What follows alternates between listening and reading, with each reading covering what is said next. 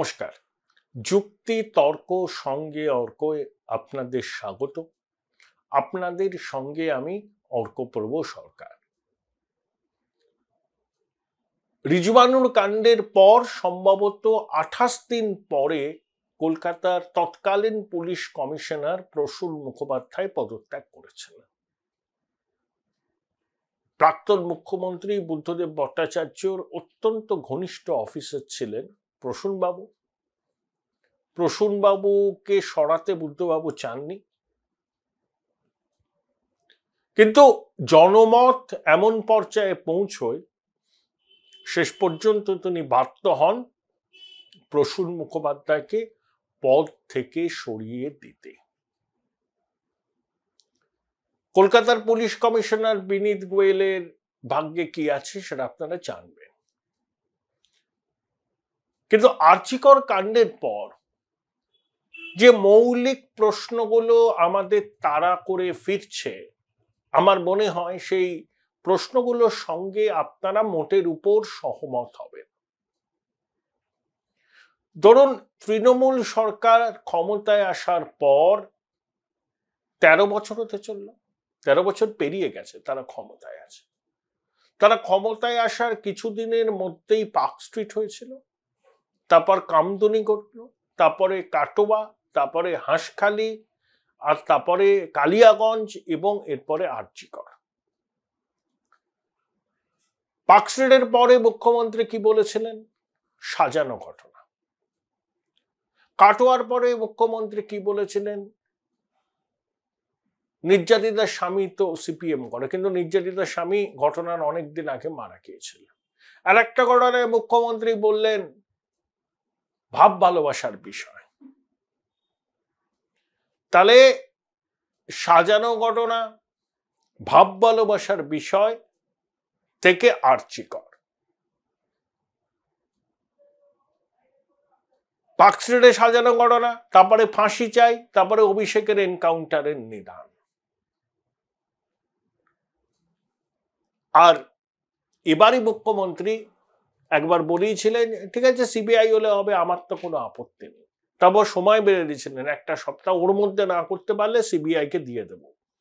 হাইকোর্টের নির্দেশে ঘটনা ঘটার 96 ঘন্টা পেরিয়ে যাওয়ার পর সিবিআই তদন্তভার গ্রহণ করে। তাহলে প্রথমে পার্ক স্ট্রিটকে সাজানো ঘটনা থেকে আর্জিকর কাণ্ডে ওই আর কি, ঠিক আছে, খুব রিলাক্টেন্টলি বলা হয় সিবিআই করলে করবে। এই যে 13 বছর কাল পর্বে নারী নির্যাতনের ঘটনা নিয়ে সরকারের অবস্থানটা ঠিক এই। দেখবেন শাসক দলের মুখপাত্ররা কথায় কথায় ধানতলা, বানতলা, বিরাটির প্রসঙ্গ তোলেন। আরে ওগুলো তো ঘৃণ্য অপরাধ, ওগুলোকে কেউ সমর্থন করে না। ওই সময় আমরা একটা স্লোগান দেখতাম, দেওয়ালে দেওয়ালে লেখা হতো, বানতলার মা বিরাটির বোন, সিপিএম এর কমরেড না ক্যাডার দ্বারা হলো ধর্ষণ, তাই শুনে কমরেড জ্যোতি বসু কয় বামফ্রন্ট আমলে এমন কত কিনা হয়। এরকম লেখা হতো নির্বাচনী সময়। এটা 96 অ্যাসেম্বলি ইলেকশন, ওই সময় এটা খুব এই স্লোগানটা দেওয়ালে দেওয়ালে লেখা হয়েছিল। তাহলে বানতলা, ধানতলা, বিরাটির ঘটনা নিন্দাজনক, কিন্তু ওই ঘটনাটা 2024 সালে তুলে ধরে কামদুনি, কাটোয়া, তারপরে পার্ক স্ট্রিট, আর্জিকরের ঘটনাটাকে তো চাপা যাবে না। ওদের অপশাসনের জন্যই তো মানুষ আপনাদের ক্ষমতায় বসিয়েছে। কিন্তু আপনারা আপনাদের প্রশাসনের বিরুদ্ধে পক্ষপাতের অভিযোগ যখন ওঠে, যখন তথ্য প্রমাণ লোপাটের অভিযোগ করা হয়, তখন আপনারা সবসময় একটা স্টেট অফ ডিনায়াল, না না কিছু হয়নি, অন্য রাজ্যে হয়, কাটোয়ায় হয়, এতে হয়, হাতরাসে হয়, মণিপুরে হয়, বদলাপুরে হয়। আরে ওগুলো তো হয়, হয়েছে। ওইগুলোর কথা আপনারা তুলে ধরে কি প্রমাণ করতে চাইছেন? আপনাদের সবার আগে দায় স্বীকার করার মানসিকতা রাখতে হবে। পুলিশ প্রশাসনকে যেরকম ভাবে পরিচালনা করা হচ্ছে, তাদের পেশাদারিত্ব তলানিতে এসে ঠেকেছে। আরজি করে দুষ্কৃতীরা হামলা চালালো 14ই অগাস্টের রাতে, এখন পর্যন্ত কয়েকজনকে গ্রেপ্তার করা হয়েছে। যে সম্পত্তি ভাঙচুর হয়েছে সেই সম্পত্তি ভাঙচুর বাবদ যাদেরকে গ্রেপ্তার করা হয়েছে ক্ষতিপূরণ চাওয়া হচ্ছে, আদায় করা হচ্ছে ক্ষতিপূরণ। পুলিশ কমিশনার স্বীকার করলেন যে তাদের গাফিলতি ছিল। পুলিশ বলছে, নার্সরা বলছেন যে পুলিশ তাদের কাছে আশ্রয় চাইছিল। তাহলে পুলিশকে আপনারা কোথায় টেনে নামিয়েছেন? আর বিশ্বের সর্বশ্রেষ্ঠ পুলিশ ফোর্স, সামান্য দুষ্কৃতীরা হামলা করবে সংঘবদ্ধভাবে, এই আগাম খবর তারা রাখতে পারে না। তারপরে কমিশনার আই এম অ্যাংরি করছেন, সংবাদ মাধ্যমের উপর দোষ চাপিয়ে দিচ্ছেন। এতে চিড়ে ভেজে এই মৌলিক প্রশ্নগুলো তো প্রশাসনের সামনে চলে আসছে, বেআব্রু হয়ে যাচ্ছে প্রশাসনের ব্যাপার স্যাপার। তারপরে এই স্বতঃস্ফূর্ত মানুষের প্রতিবাদ দেখুন। অভিজিৎ গাঙ্গুলি যখন বিচারকের আসনে ছিলেন, তিনি কিন্তু দুর্নীতির বিরুদ্ধে একজন আপোষহীন যোদ্ধা। তারই সিদ্ধান্তে কিন্তু রায়ের পরেই অনেক ঘটনার তদন্ত সিবিআই ইডি করছে। আমরা তো জানতাম কি যে এই পাহাড় প্রমাণ দুর্নীতি হয়েছে এডুকেশন ক্ষেত্রে, ধেরে ইঁদুর আজ না হয় কাল ধরা পড়বে, সুড়ঙ্গের শেষে আলো দেখা যাবে। কিন্তু হ্যাঁ, অভিজিৎ বাবু রাজনীতিতে এসেছেন, কিন্তু তাকে গো ব্যাক স্লোগান দেওয়া খুব কি দরকার ছিল? আপনারা অন্যভাবে বলতে পারতেন যে অভিজিৎ বাবু এটা অরাজনৈতিক প্রতিবাদ, আপনি দেখুন বিজেপির সাংসদ, প্লিজ এর মধ্যে আপনি পার্টিসিপেট না করলেই ভালো হয়। তো ঋতুপর্ণা সেনগুপ্তর সঙ্গে যে ঘটনাটা ঘটলো, এটা কি সমর্থনযোগ্য? নিন্দার ভাষা নেই। এর মধ্যেও কিছু দুষ্কৃতি ঢুকেছে, কিছু মদ্যপ, কিন্তু এটা জন আন্দোলন। এই জন আন্দোলনের চরিত্র অনুধাবন এখন শাসক করতে পারছে না। তারা নানা রকম বলছে আর কি, সময়সীমা দিচ্ছে, বিশ্বকর্মা পুজোয় সব ঠিক হয়ে যাবে। তারপর সব পলিটিক্যাল পার্টিগুলো ইনস্টিগেট করছে, তারপরে সব ঠিক হয়ে যাবে।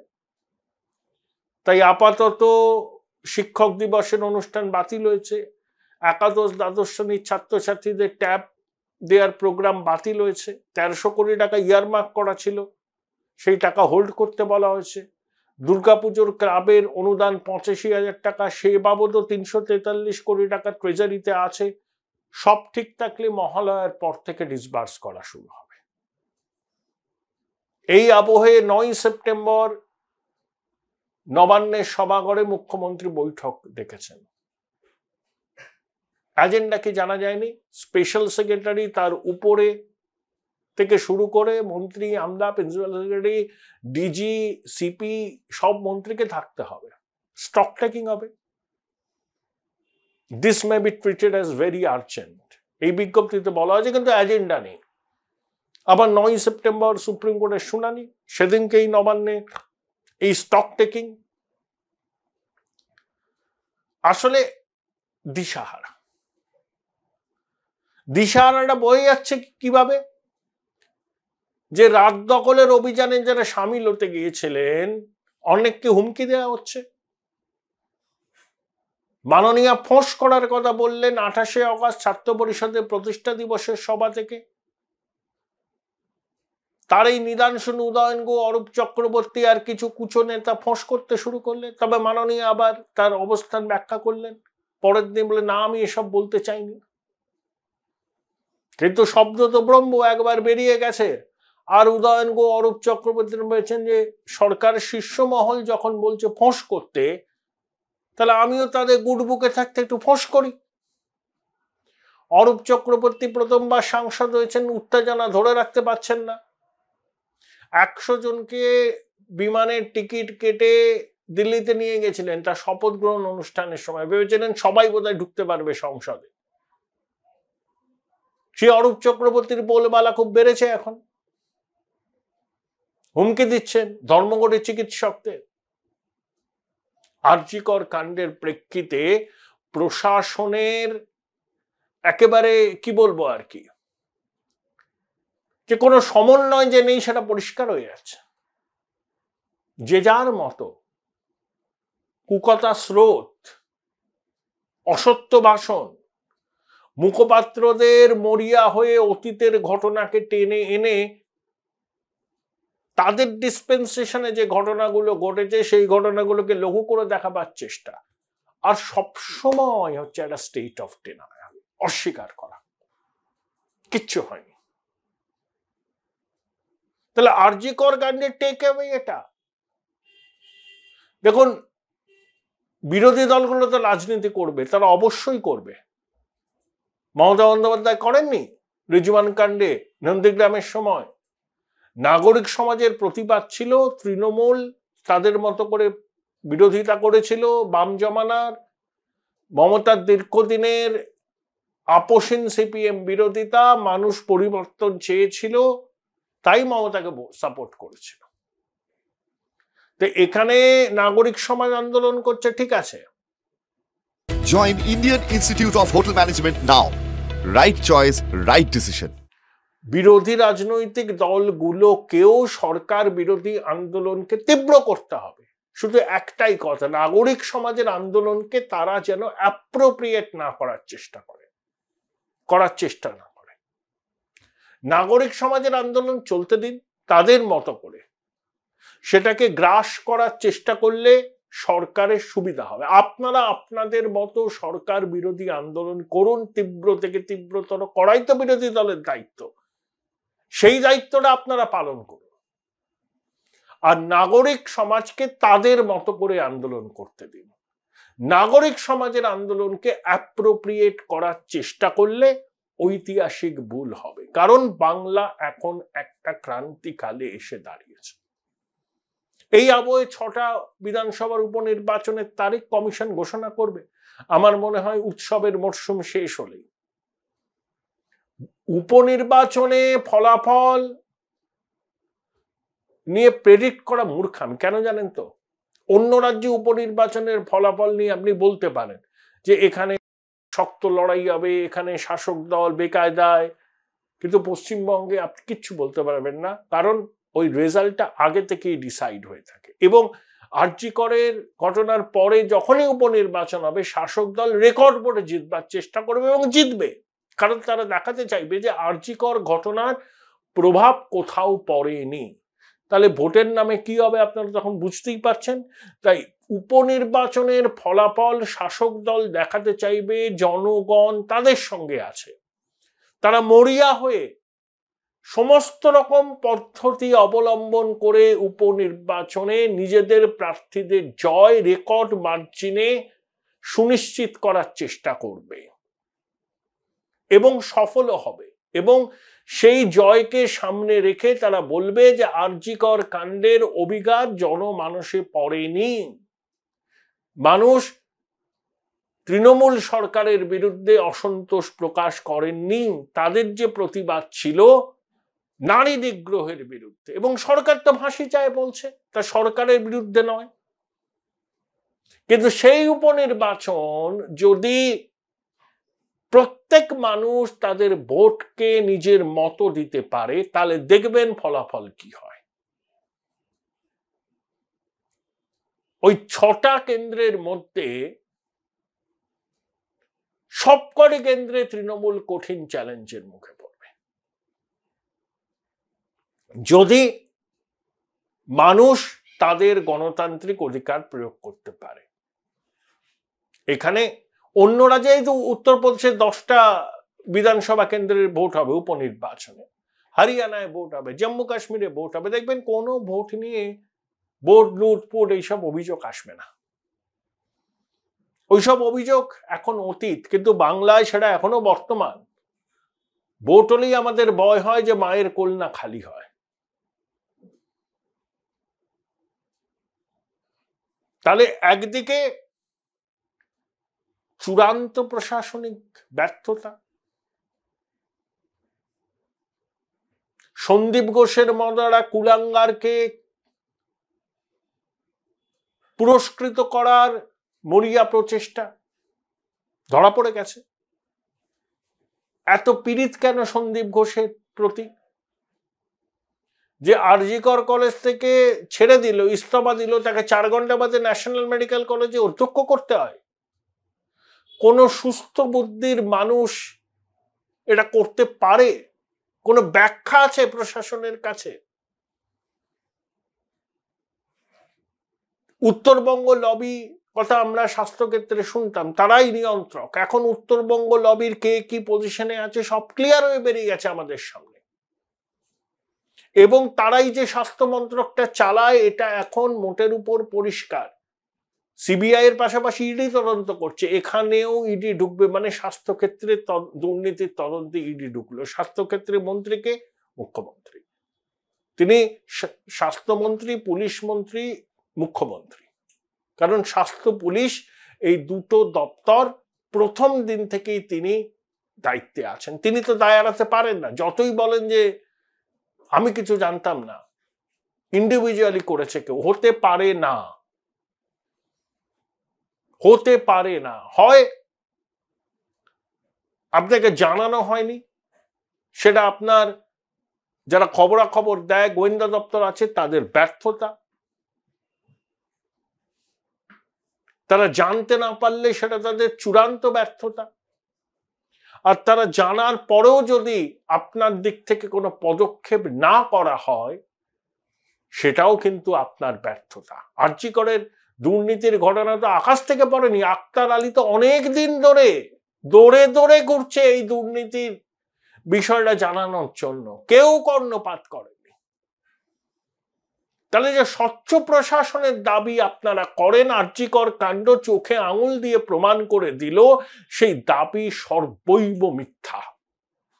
যদি স্বচ্ছ প্রশাসনের দাবি সত্যি হতো, তাহলে আক্তার আলীর তোলা অভিযোগগুলো আপনারা আগে থেকে গুরুত্ব দিয়ে বিচার করে তদন্ত করতেন, সিবিআইডিকে ঢুকতে হতো না, করেননি। তাই আপনাদের সদিচ্ছা নিয়ে প্রশ্ন ওঠে। আরজি কর কাণ্ড, ওই যে বলেন আমরা স্বচ্ছ প্রশাসন উপহার দিই, ট্রান্সপারেন্সি, এই প্রশাসনে কি আদৌ কোনো ট্রান্সপারেন্সি আছে? একের পর এক ঘটনা প্রমাণ করছে, এক হচ্ছে স্টেট অফ ডিনায়াল, কিছু ঘটলেই ঘটেনি, অতীতের ঘটনা, অন্য রাজ্যের ঘটনা টেনে এনে এখানে ঘটা ঘটনার গুরুত্ব লঘু করা, এবং দুর্নীতির বিরুদ্ধে আপোষহীন বলে যে দাবি করেন এই প্রশাসনের মাতারা, সেই দাবি কতটা অসার আরজি কর কাণ্ড কিন্তু চোখে আঙুল দিয়ে দেখিয়ে দিল। আর পরিশেষে বলি, মানুষের দীর্ঘদিনের পুঞ্জীবিত ক্ষোভ কিন্তু বেরোচ্ছে। এই হতভাগিনী নিজের জীবন দিয়ে আমাদের অনেক নির্মম সত্যের সামনে দাঁড় করিয়ে দিল। তাই পুঞ্জীবিত ক্ষোভের প্রকাশ হচ্ছে রাজপথে। বিচার যত দেরি হবে, প্রতিবাদ তত তীব্র হবে। দেখুন কিভাবে আপনারা মিস করলেন। এক, সন্দীপ ঘোষ পদত্যাগ করলো, 4 ঘন্টার মধ্যে ন্যাশনালে থেকে অধ্যক্ষ। 2, কয়েকজন ডাক্তারকে বদলি করার নোট বিজ্ঞপ্তি, তারপর বাতিল। একটা নির্দেশিকা সামনে এসছে যে সন্দীপ ঘোষ স্বাস্থ্য ভবনের কর্তাদের সঙ্গে আলোচনা করেই ঘটনার পর আরজি কর সংস্কারের নির্দেশ দিয়েছিলেন। 4, সন্দীপ ঘোষকে বাঁচাবার সব রকম প্রয়াস আপনারা করেছেন, আলটিমেটলি ব্যর্থ হয়েছেন। 5, এই ডাক্তার নামধারী কতগুলো গুন্ডা স্বাস্থ্যক্ষেত্রে দাপিয়ে বেড়াচ্ছে, থ্রেট কালচার চালু করেছে, সেগুলো আপনারা জানতেন না? সব জানতেন, জেনেও কোনো পদক্ষেপ করেননি। তার জন্য এখন খুব এমন পর্যায়ে পৌঁছেছে, বাধ্য হয়েছেন তাদেরকে সাসপেন্ড করতে।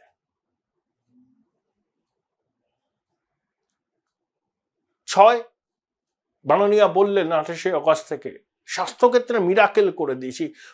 কি কি মিরাকেল করেছেন মানুষ চোখের সামনে দেখছে। এরকম কত সন্দীপ ঘোষ যে হসপিটালে ছড়িয়ে আছে, আগামী দিনে তা পরিষ্কার হবে। তাহলে আরজি করের ঘটনা এগুলোকে চোখে আঙুল দিয়ে দেখিয়ে দিল যে সরকারের দাবি আর বাস্তবের মধ্যে আসমান জমিন ফারাক। আপনি মহিলাদের সুরক্ষা দিতে পারবেন না, বলছেন রাতের ডিউটি যতটা সম্ভব কম দিতে হবে। তাহলে মহিলাদের কর্মসংস্থানের ক্ষেত্রটাকে সংকুচিত হয় না? অনেক এমপ্লয়ার তো তখন এটাকে সামনে রেখে বলবেন যে আমি এখানে মহিলা কর্মী নিয়োগ করব না। আপনাদের কাজ হচ্ছে সুরক্ষা দেওয়া, যাতে মানুষ নির্ভয়ে রাস্তাঘাটে চলাফেরা করতে পারে, কর্মক্ষেত্রে কাজ করতে পারে, রাত হলেও বাড়ি ফেরবার জন্য চিন্তা না করতে হয়। শুধু কলকাতা শহরে নয়, সারা রাজ্যের ক্ষেত্রে দূর দূরান্ত থেকে যে সমস্ত মাতৃশক্তি প্রতিদিন কলকাতা শহরে কাজে আসেন, তারা যখন প্রায় মধ্যরাতে বাড়ি ফেরেন, ধরুন স্টেশন থেকে তাদের বাড়ির দূরত্ব 2-3 কিলোমিটার, বাড়ির কোনো পুরুষ মানুষকে স্টেশনে অপেক্ষা করতে হয়, তারা একা ফিরতে পারে না ভয়ে। এ দেখার দায়িত্ব কার? সরকারে। আপনি সেটা তো সুরক্ষিত করবেন। তা না করে আপনি বলছেন যে রাতের ডিউটিতে মহিলাদের যত কম রাখা যায় তার চেষ্টা করতে হবে। আপনি সংগঠিত ক্ষেত্রে হয়তো শোনা হলো, কিন্তু অসংগঠিত ক্ষেত্রে ওই যে বললাম, আমি আমাদের ঘরের কাছে দক্ষিণ 24 পরগনা থেকে কত মাতৃশক্তি প্রতিদিন ভোরবেলা কলকাতা শহরে আসেন কাজে, বাড়ি ফিরতে ফিরতে মধ্যরাত হয়ে যায়। এটাই তাদের জীবন। এবং তাদের স্টেশনে যান, লোকাল ট্রেনে, স্টেশনে বাড়ির কোনো ছেলেকে অপেক্ষা করতে হয়, স্বামীকে নয় বাবাকে নয় দাদাকে, ভাইকে বা সন্তানকে। কেন হবে? এই প্রশ্নগুলো আর্চিকর কাণ্ড তুলে দিল এবং কোনো প্রশ্নের সদুত্তর দিতে নবান্ন ব্যর্থ হলো। এটাই চিন্তার বিষয়।